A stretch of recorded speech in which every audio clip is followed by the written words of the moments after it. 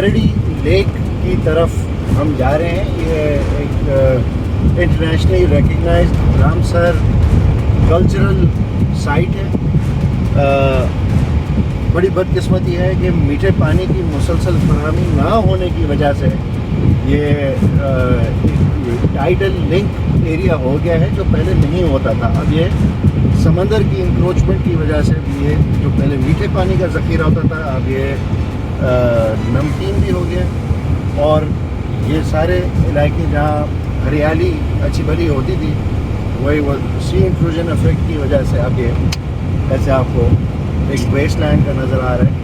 कोई ज़माना था, मुझे खुद याद है, आज से कोई 15 साल पहले, 20 साल पहले इधर ट्रकों के ट्रक निकलते थे और सी फूड डेली पकड़े जाते थे। तो ट्रक्स वो निकलते थे, तो यहाँ के लोकल माहीगीर वो जाके कराची में, हैदराबाद में, मुख्तलिफ जगहों पे वो बेचते थे अपना रोज़गार।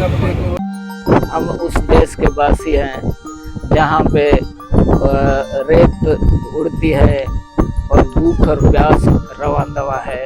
झील तबाह क्यों हुई? एक तो मैंने आपको अर्ज किया कि वो जो समंदर का दरिया का पानी आना बंद हुआ, ठीक है, स्पाइनल लिंक और फिर इससे केपीओडी से टाइडल लिंक बनाई। टाइडल लिंक 40 किलोमीटर समंदर के बीच में कोई शाह समागो क्रीक है, शाह सुगंधियों क्रीक है, वहां पर जाकर उसको एंड किया। अभी टाइडल और इसके सामने -55 टाइडल लिंक की एक आरडी बनाई। उन लोगों ने एक स्ट्रक्चर बनाया, उस पे मेरे ख्याल से 8 अरब खर्च हुआ। काफ़ी खर्च हुआ। वो 80s में नहीं, अभी हुआ, तो उसके बाद हुआ। मैं तो सिर्फ एक बात कहना चाहता हूँ आपकी इजाज़त से कि ये आप कैमरा घुमाएं और ये समा दिखाएं कराची वालों को भी कि इधर मैनग्रोव साफ हो गए हैं, ख़त्म हो गए हैं। और अगर हमने कराची में अपने मैनग्रोव को नहीं बचाया तो हमारा भी हाल ये होगा। हमारा सिंध के साथ, हम सिंध के दारुल खिलाफा हैं और हमारा उनसे सिंध के साथ क्यों दामन का साथ है।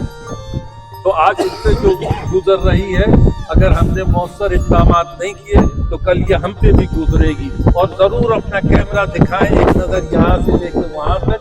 ये मैनग्रोव साफ हो गए हैं और जो पहले इन्होंने बयान किया कितना ज़बरदस्त इलाका होता था, शिकार भी करते थे, पेड़ भी होते थे, पिकनिक्स पे भी आते थे, फिशिंग भी करते थे, वो सब साफ हो गए।